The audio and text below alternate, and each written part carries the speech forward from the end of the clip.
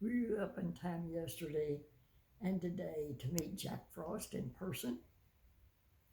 I'm so thankful to bring you greetings today from my warm room at Pleasant Meadow.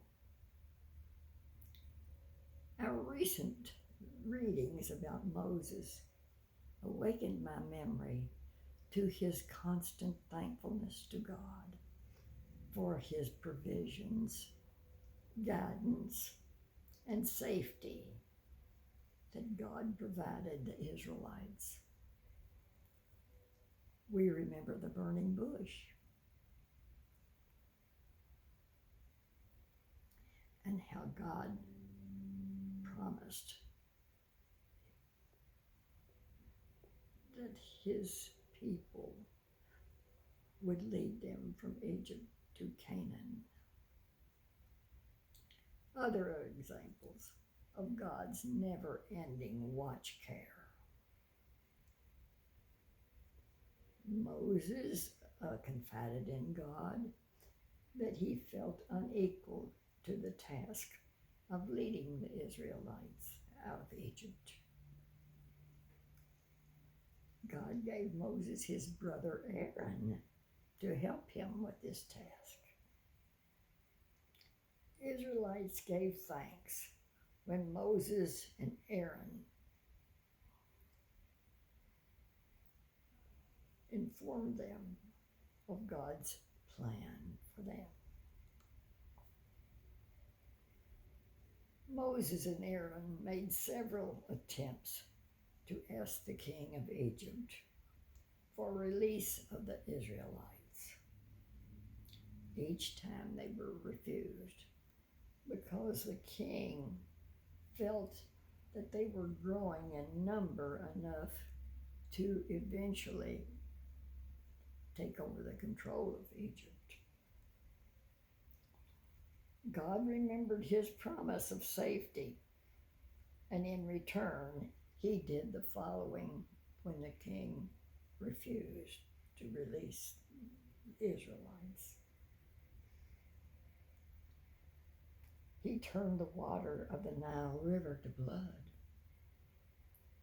The Egyptians' homes were filled with gnats and flies. Their bodies broke out in a painful rash,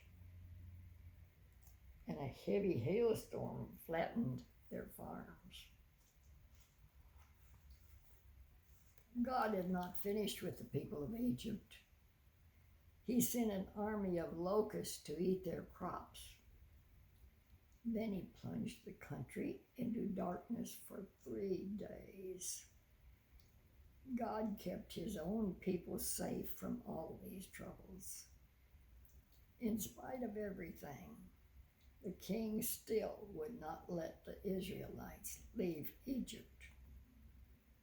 Moses and Aaron went to see the king one last time. Unless you let the Israelites go, God will send the most terrible punishment of all upon the Egyptians. At midnight, the eldest son in every Egyptian home will die. But the king still refused to let the Israelites go. God promised to keep his people safe from this final disaster. Moses gave instructions so that every family knew how to protect themselves. Every man had to kill his best lamb or goat and paint its blood over the doors and doorposts of the house. This was to make sure that the angel of death would pass over their homes. Then a special meal was prepared for the whole family to eat that evening. Just as God had said would happen, the firstborn son in every Egyptian family died that night, but God's people were saved.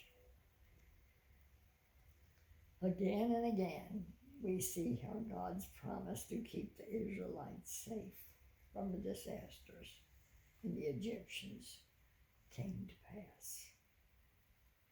See you next Sunday.